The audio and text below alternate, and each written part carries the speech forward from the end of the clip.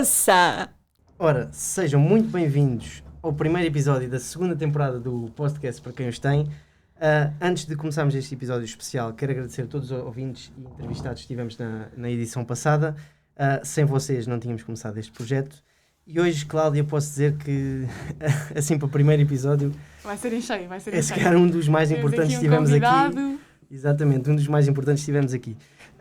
Sem mais demoras, o nosso convidado de hoje, o magnífico, excelentíssimo reitor da Universidade de Lisboa, o professor Luís Ferreira, muito bem-vindo, muito obrigado por ter aceito aqui o nosso convite. E pronto, daremos agora início à entrevista, esperamos que gostem e o professor também se divirta. E pronto, vamos a isso. Ok, então para começar, primeiras palavrinhas, queríamos que nos contasse um pouco sobre si, o seu trajeto e como é que chegou a reitor da Universidade de Lisboa. Epá, isso é uma pergunta de uma vida, não é uma biografia. É quase. Mas deixa-me dizer-te, olha, eu nasci em Angola, numa região que se chama Cuando-Cubango, uma área extensíssima, perdida no fim do mundo. Chamavam-se as terras do fim do mundo de Portugal. Okay. E, portanto, estava habituado àquelas extensões enormes. Eu tinha esta ideia, o meu pai tinha uma exploração agropecuária de grandes dimensões e, portanto, tinha esta componente agrária e pecuária sempre no fundo da minha vida desde que nasci. Okay. Né? Depois, com o 25 de Abril, acabei por vir para Portugal e o curso que acabei por fazer foi Medicina Veterinária. Portanto, estão a ver aqui alguma ligação, se bem que eu, nessa altura, julgaria que preferia ser matemático. Por alguma razão... Vai um pouco contra. Exatamente. A minha vida era aquilo, mas quando depois chegou o momento de escolher na universidade, disse, mas então, se for matemático, vou ser professor. Eu acho que não queria ser professor, eu preferi então... E pensei em agronomia ou veterinária, portanto, que era aquilo que eu tinha assim por trás.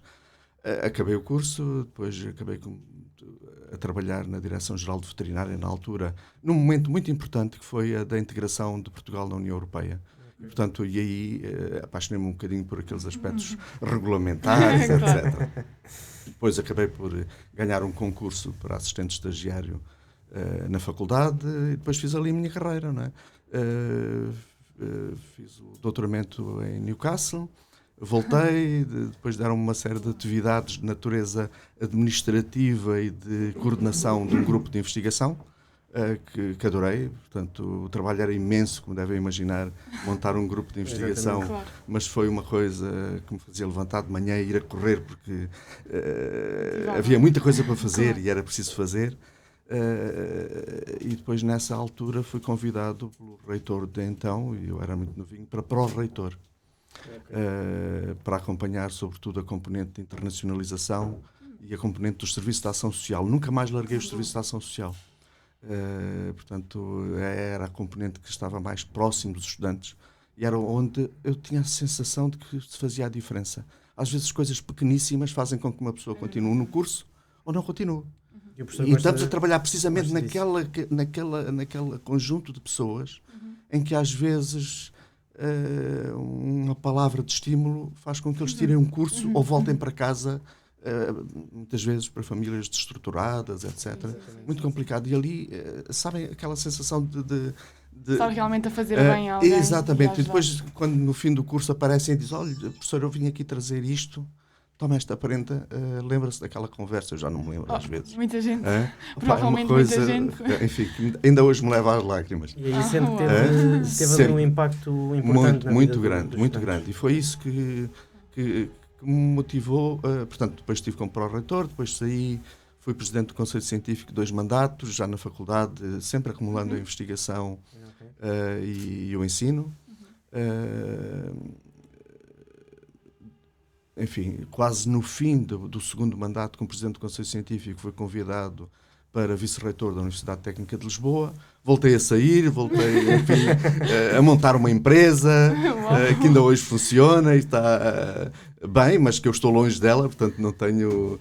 Foi só o montar, na altura com os estudantes de pós-doutoramento que tínhamos no nosso laboratório. E depois recomecei outra vez como vice-reitor com o professor Cruz Serra. E estive quase os 2 mandatos dele, portanto não comecei exatamente no ponto zero, comecei um ano depois. E em todas estas vezes que estive na reitoria, os serviços de ação social foram sempre um dos meus pelouros. Podia ter outros, Exatamente. Tive o pelouro da investigação, tive o pelouro da internacionalização, mas o Serviço de Ação Social foi sempre Era o meu aquele pelouro. foco. Portanto, Era como é que e foi assim, portanto, daí a dar um salto para reitor é apenas mais um salto. É só dar mais um passo. É fácil. Ok, professor. E agora olhando assim para a Universidade de Lisboa, digamos, se calhar agora no seu mandato como reitor, que melhorias e que inovações é que acha que se poderia fazer aqui na universidade em si? Olha, a universidade é sempre um mundo a descobrir. Se há algum sítio onde nós nunca conseguiremos alguma vez dizer, olha, agora isto está tudo bem, é a universidade. Basta olhar para os desafios que temos pela frente. A universidade tem uma palavra importante no diagnóstico de tantas situações. Olha, começamos logo pelas alterações climáticas. Portanto, isto resolve-se muito por aquilo que é a investigação, a inovação e a transferência do conhecimento. Mas se passarmos para a transição digital, é a mesma coisa. Quer dizer, onde é que isto se resolve? As empresas depois têm um papel importante, mas quem forma os quadros dessas empresas? A universidade. Claro. Se passas para a transição energética, onde é que se está a fazer a investigação pelo mundo fora, que diz que vamos usar o biogás, que vamos fazer a utilização da energia eólica, enfim, solar, etc. O hidrogênio verde. Universidade, é ali que se faz a criação e depois temos que dar um salto, naturalmente, não é fácil, uma coisa é estar na bancada a funcionar, outra coisa é depois funcionar a nível internacional, a nível de grande dimensão. Sim. Mas tudo começa ali, não é? E, portanto, eu podia continuar aqui, quando olhamos, por exemplo, para a componente alimentar, onde vocês trabalham, o que há a fazer nessa coisa que vai desde a sociologia, porque nós hoje sabemos que ainda hoje temos alimentos que se chegariam para alimentar toda a gente, ainda sobravam alimentos e há gente a morrer à fome, porque a distribuição é má, porque há desperdícios enormes, 1/3 daquilo que se produz é desperdiçado. Exatamente. Portanto, há aqui um componente de educação que ainda temos que continuar a trabalhar. É trabalho para fazermos. É um trabalho para vocês fazerem. Claro. Na agronomia tem um isso. papel importantíssimo nesta matéria. E depois, e ao mesmo tempo, tem que produzir novos alimentos mais adaptados às alterações climáticas. Claro. Os alimentos daqui a 30 anos, Já vão ser aquilo que se diferentes. plantava num sítio já não se Já vai não, plantar claro. ali. Exatamente. Portanto, temos que encontrar plantas mais resilientes à seca em alguns sítios, plantas que aguentam mais umidade noutros, plantas que aguentam, enfim, ciclos mais curtos, enfim, tanta coisa É uma que investigação contínua. vocês então aqui na agronomia Claro. vão ter que fazer, que é impressionante. Portanto, digamos... E depois temos outra coisa que para mim ainda, eu não direi que me assusta, mas me inquieta. Nós temos a sensação de que muitas das profissões que nós hoje temos e dos cursos, daqui a uns anos são obsoletos. E vamos ter cursos novos e ainda não sabemos quais são. Tem que ir E agora a verdade. questão, exatamente, e agora a questão que se põe é como é que preparamos alguém para um curso e para uma atividade profissional que nós ainda não conhecemos. Exato. E isto é uma atividade É extraordinária. É um grande desafio que têm pela frente. É? Que temos todos É pela verdade, frente. Isto não é do reitor, isto é de todos É toda a nós. gente, não é é? verdade. Exato. Pronto, agora queria perguntar-lhe qual é que, agora nos últimos tempos, tem sido a maior dificuldade para si enquanto reitor? Ou alguma dificuldade tenha pensado, bem, isto gostou. Não, olha, há muitas coisas que são... Eu não direi que há uma dificuldade maior. Eu não consigo Nomear uma individualizar. coisa específica. Mas Ok. o ataque informático que tivemos foi uma coisa ok, pois. que nos assusta, né? Porque Sim, percebemos foi há pouco que tempo até. por mais cuidados que tenhamos, e os nossos colegas que trabalham na reitoria são precisamente da área da cibersegurança, nós não, e conseguiram Claro. ultrapassar essas portas que nós tínhamos, É julgando assustador. que estavam fechadas, não é? Claro. E não estavam.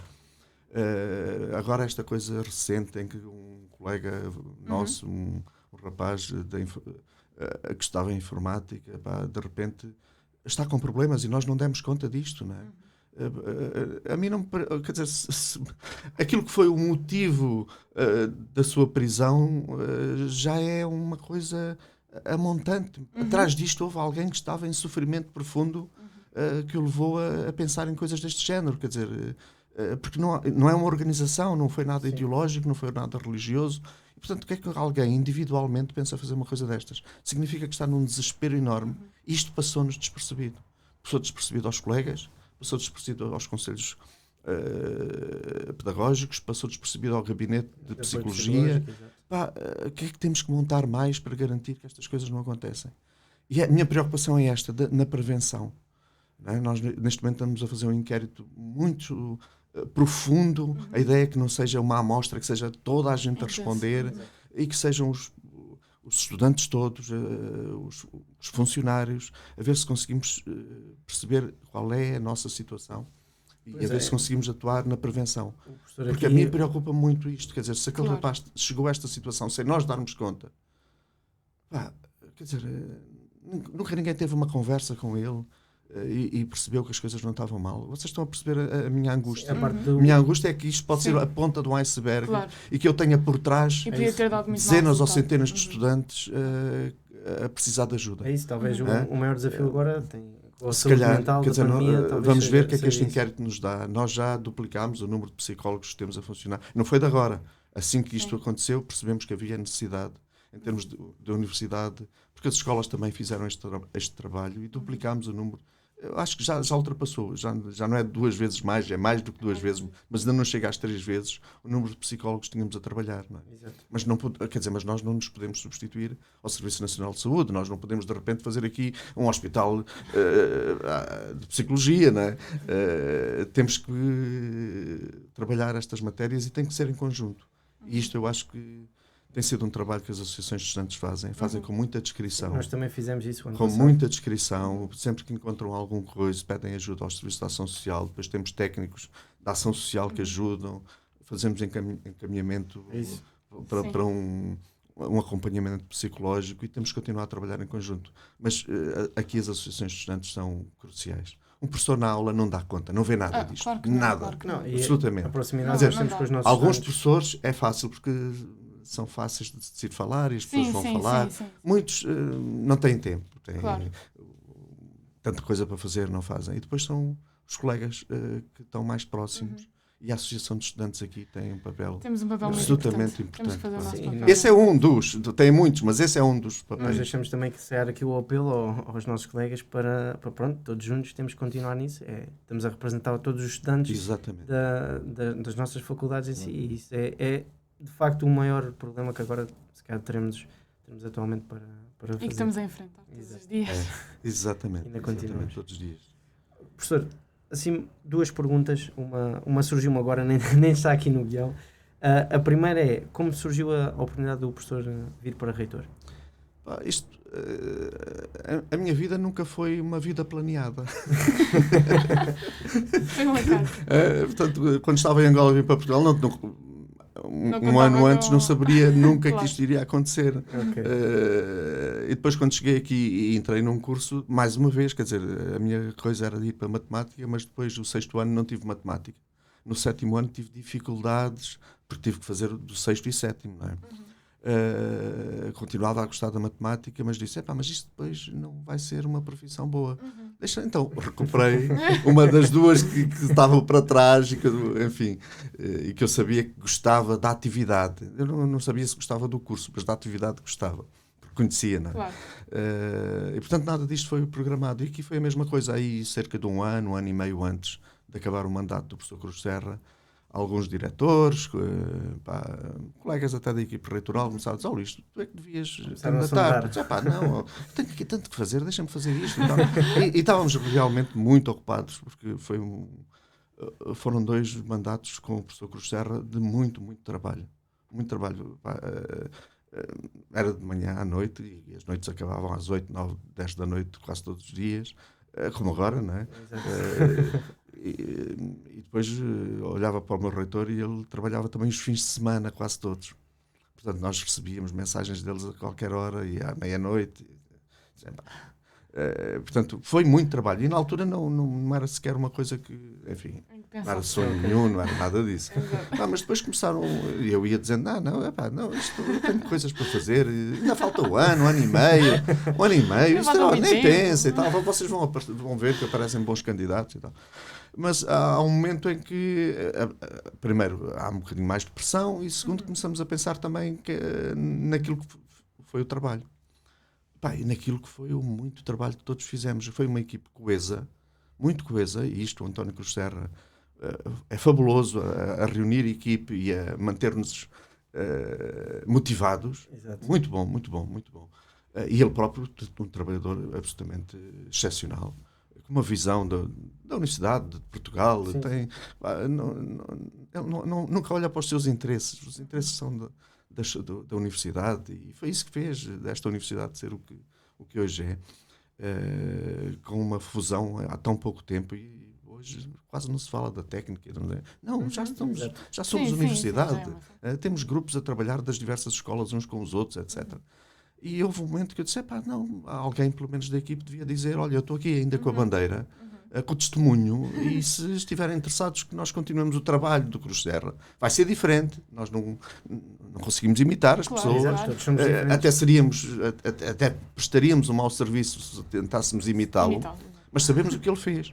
E sabemos aquilo que era também o pensamento dele em termos estratégicos. E se calhar alguém devia fazer isto. E pronto, e foi com isso que houve um momento em que disse, pronto, ok, eu pego no testemunho e vou a correr agora os próximos 200 metros. E foi isso, mas até lá não via sequer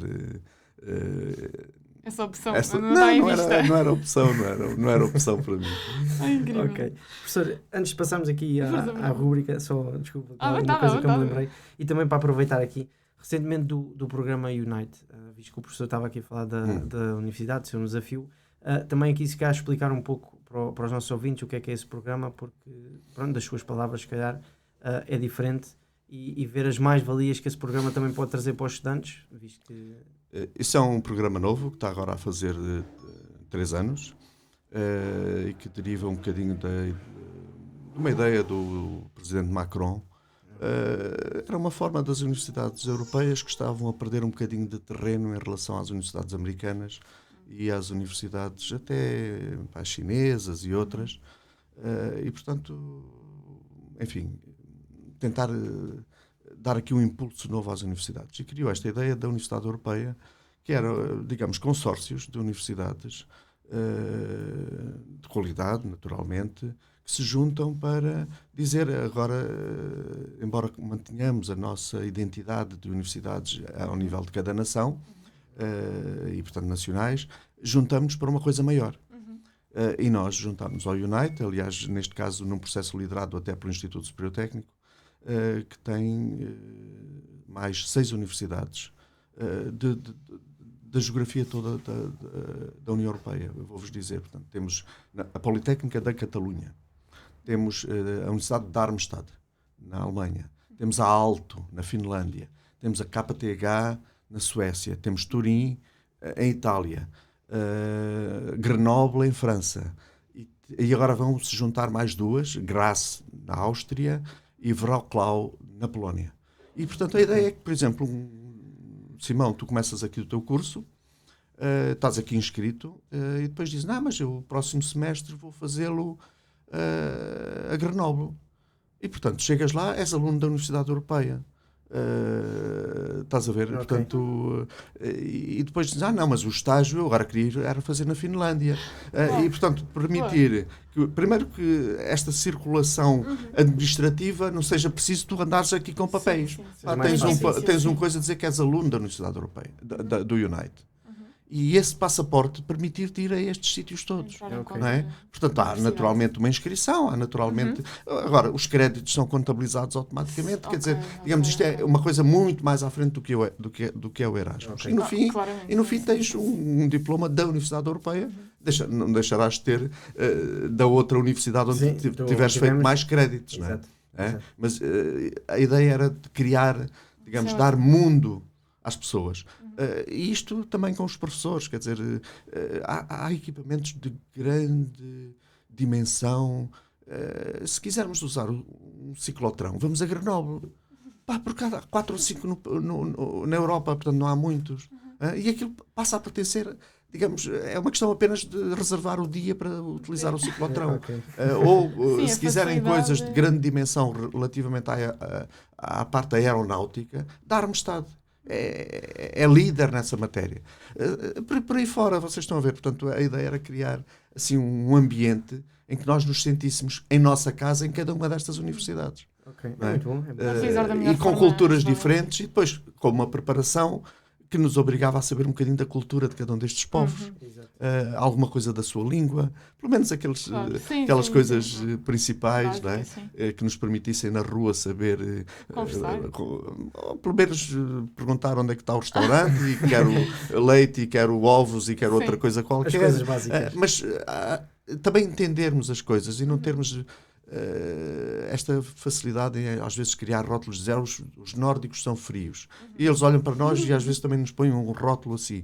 Às vezes perceber que por trás disto afinal está apenas uma cultura, uma educação e que no fundo somos absolutamente iguais. Somos mais humanos uns para os outros. Exatamente. E essa percepção de porque é que nós aqui somos capazes agora não estamos a fazer isso, damos beijinhos, damos abraços, né?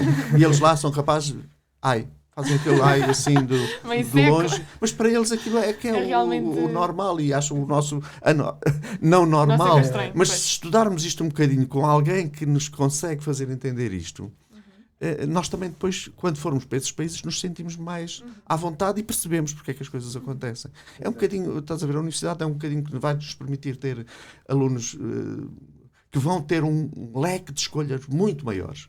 Vamos ter professores e investigadores que agora não têm que se preocupar em alugar e pagar a renda de um coisa e ter dificuldades. Passamos a saber onde é que estão os equipamentos que podemos usar do ponto de vista científico. Não é preciso estarmos a duplicar coisas, porque é fácil, não é? Sim. Mandar uma amostra qualquer daqui para Barcelona e saber que do outro lado temos os colegas que conhecemos muito bem e que nos ajudam a resolver o problema. Portanto, a ideia era criar isto, está ainda muito no início. Nós estamos agora a preparar para o fim do ano a segunda proposta, não é? Para termos para mais 4 anos e esperamos que daqui a 4 anos possamos já ter estas coisas a funcionar assim. Sim. E esperemos que seja bom fruto. Dê certo. Disso. Claro. Pronto. Agora, para descontrair um bocadinho, então, estás a gostar muito de ouvi-lo, vamos entrar numa rubrica que se chama o Preferias.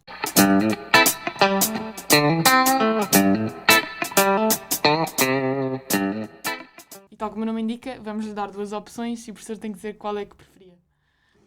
Ok, começando aqui com uma, acho que se calhar é engraçada. Estudar em Lisboa ou em Newcastle? Nas duas. Portanto, já não deu preferias. Não consegue responder ao preferias. Não. Eu gostei imenso de estudar aqui e tinha colegas fantásticos e que ainda hoje nos juntamos anualmente para já não são todos, porque, enfim, uns já faleceram, infelizmente, prematuramente. Outros nunca conseguem ir e perdemos, não sabemos o que é que estão a fazer, mas há um grupo grande ainda que se junta. Isto é lindíssimo, não é? Claro. Ao fim de tantos anos. Eu aí tenho histórias engraçadas, porque me lembro, isto é a primeira vez que nos encontramos. Então, como é que foi o teu primeiro caso? O primeiro emprego, e aquelas, o primeiro caso foi olha, já fizeste alguma cesariana e tal. Eram as coisas interessantes do primeiro ano, claro, do almoço. No segundo ano era, então, já te casaste, então, já tens filhos e tal. E havia sempre, ali pelo quinto já ninguém perguntava então se és casado ou então como é que está a tua mulher. Olha lá, a família está boa. Já havia metade da gente divorciada e portanto já ninguém perguntava pela mulher ou pelo marido. Era... Está tudo bem? Está tudo bem, a família está boa. Já me dava aí a conversa. As últimas coisas, já estava tudo a contar quantos netos tinha e quem é que tinha mais netos. Portanto, estão a ver que isto é um mundo diferente. Não é? Mesmo que na altura seja duro, vocês vão perceber o valor desta amizade que se ganha aqui. Porque é feita na dureza do estudo. Temos um teste para fazer e agora temos... E aquilo custa tanto a fazer Mas depois ultrapassamos estas barreiras e quando ultrapassamos, depois criamos aqui laços que ficam para a vida toda. E isso foi bom. E quando cheguei a Newcastle, via com esta ideia de que estes indivíduos são assim um bocadinho frios, os ingleses, nordeste da Europa, da Inglaterra, e depois adorei lá estar. Aliás, no fim queriam que eu continuasse a trabalhar lá, que me despedisse de Portugal e que ficasse lá e que concorresse a um posto permanente na universidade. Pronto, mas eu preferi vir. Voltar. Fez ainda bem. Ainda bem. Ok, próxima pergunta. Ser reitor ou professor? Vocês fazem perguntas mesmo difíceis, pá. Porque, repara, aquilo que eu direi é ser professor. Eu estou reitor, dizem assim os brasileiros. Portanto, digamos, aquilo que eu sou, sou professor e é isso que me dá é a minha razão de ser profissional. Portanto, mesmo tendo uma empresa, mesmo tendo outras coisas, aquilo que eu gosto de fazer mesmo é estar com essa parte. Agora, não vos estou a dizer que não gosto de ser reitor. Quer dizer, os desafios são tão grandes e a oportunidade de trabalhar com tanta gente é imensa, que me dá também imensa satisfação. Não estou a fazer nenhum sacrifício, é para vos dizer. Portanto, se algum dia virem cansado, é mesmo só porque estou horas a mais, não é porque me falta motivação. Não, faz isto por gosto. Ainda bem. Agora também aqui de encontro, investigação ou lecionar, ou dar aulas? Eu não consigo separar as duas coisas. É verdade. Porque as coisas que eu ensino melhor são aquelas que eu investigo. Mesmo parecendo que é uma coisa tão pequenina, aquilo está ligado. Reparem, aquilo que é a minha investigação é sobre a degradação da celulose e da parede celular vegetal. Vocês, se calhar, estudam muito mais a biossíntese da parede celular vegetal. Sim. Eu estudo a degradação biológica. Porquê? Porque uma boa parte disto é para a alimentação dos animais. Portanto, é uma coisa que os humanos, nós não conseguimos utilizar a celulose nem os componentes da parede celular, mas os animais conseguem, através de quê? Dos micro-organismos. Agora, como é que os micro-organismos fazem isto? E eu sou capaz de estar horas a falar disto. Vocês não me perguntem nada sobre isso. Porque senão... Eu acho que Portanto, vocês estão a ver. Portanto, depois sou capaz de falar das outras coisas todas, mas das outras já vos falo pouco tempo. Mas desta não, sou capaz de estar aqui horas.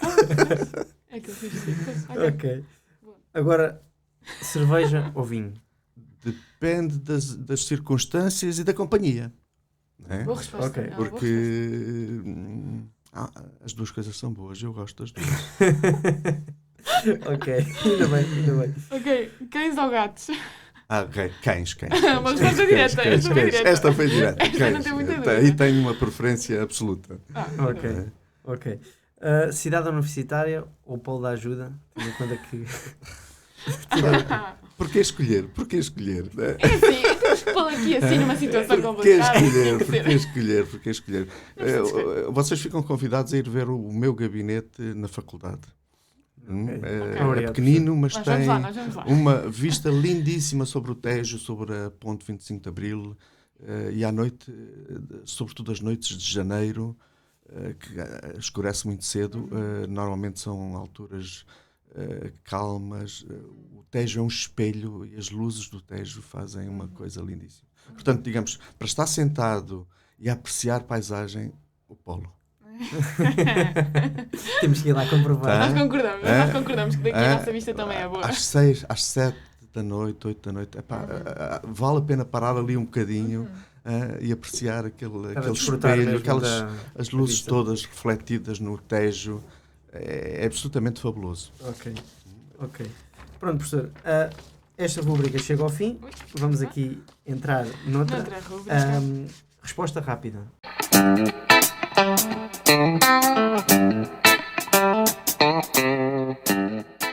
Ou seja, professor, primeira coisa vier à cabeça, responde logo. Prato preferido? Tudo. O difícil é escolher. É bom dentro. Na dúvida, Okay. Ok, outra profissão sem ser a que tem. Matemático outra vez. Ok, voltávamos à matemática. Melhor de trabalhar na Universidade de Lisboa? Tudo. Pronto. E o pior? Nada. É que eu não vejo nada assim que seja que diga, isto realmente aborrece-me. Não. Ai, que bom. Ok, não encontro nada. E agora, para terminar esta rubrica, o clube de futebol. Belenenses. Olha. Okay. Esperava-se um dos Se grandes. fôssemos a apostas, se calhar perdíamos. Não, foi sempre daqui. A minha mulher é do Belenenses, os meus filhos são do Belenenses. O meu pai, enfim, durante uma parte da sua juventude trabalhou aqui em Belém e era do Belenenses, portanto deve ter sido por isso. Deve ser da família. Ok. Belenenses, clube, não é SAD. Agora nós temos ali um problema. Ok, agora outra rubrica que é o Sou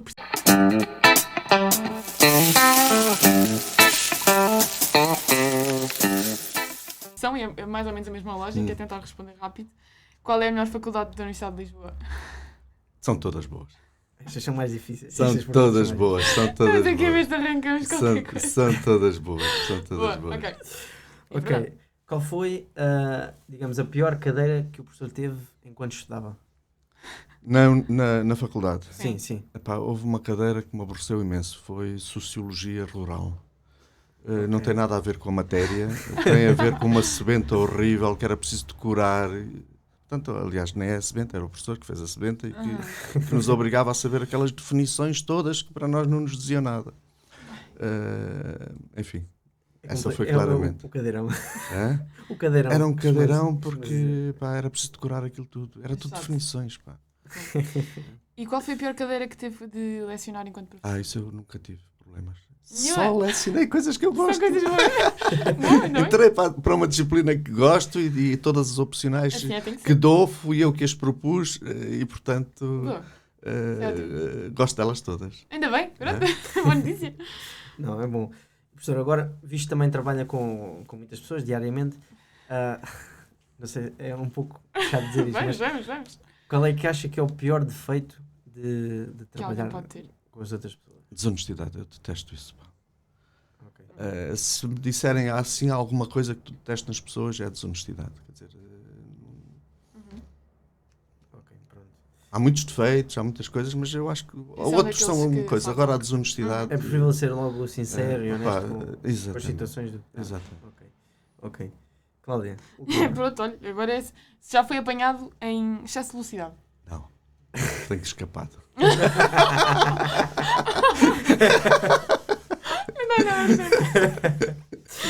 Pronto, professor. Chegamos ao fim agora das nossas rúbricas. Aqui também é uma forma de o conhecer melhor, mas uma forma mais divertida também, para não estar tão sério. E a penúltima pergunta do nosso episódio é uma história caricata que tenha tido quanto aluno, quanto professor da sua vida, o que quiser. Uma história que se lembra engraçada. O que quiser contar, para ficar aqui registado. Possa contar. Sim, também. Olha, lembro-me de várias, mas deixa-me contar-te uma. No laboratório, um bocadinho antes, ao lado havia uma sala de reagentes, como vocês têm de todo lado, assim uma sala de reagentes. Aquilo caiu um solvente, já não me lembro o que era. Isto foi... eu tinha acabado o doutoramento, tinha regressado há pouco tempo. E aquilo entornou-se, e a senhora chegou lá, assustou-se, que tinha um cheiro forte. Era hétero, uma coisa assim desse género. Uma coisa, assustou-se não, e telefonou para os bombeiros. E apareceram 4 ou 5 caminhões com não sei quantos bombeiros. Depois aquilo era não sei quantos, uma coisa química. Chamaram os sapadores, vieram os indivíduos, vestiram-se de coisa. E nós, quando chegámos lá, mas isso limpa-se com uma esfregona. Não nos deixavam, fizeram um circo, uma coisa à volta. Evacuaram a faculdade. E tiveram lá a manhã toda, numa coisa que se a senhora tivesse limpo com a esfregona tinha sido resolvido. Mas depois no fim ficaram a tirar fotografias uns aos outros, porque tinha sido a primeira vez que tinha uma coisa química, a tirar fotografias uns aos outros, e montaram uma coisa, um dos carros que tinha uns chuveiros, que era para eles no fim, portanto, porque eles mascararam-se todos, passarem por lá e para se lavarem. Ficaram lá até eram 2 ou 3 da tarde. Aquilo começou às 7h30, 8 da manhã. Vocês estão a ver, não se pôde trabalhar por causa daquilo naquela zona. Uma coisa do outro mundo.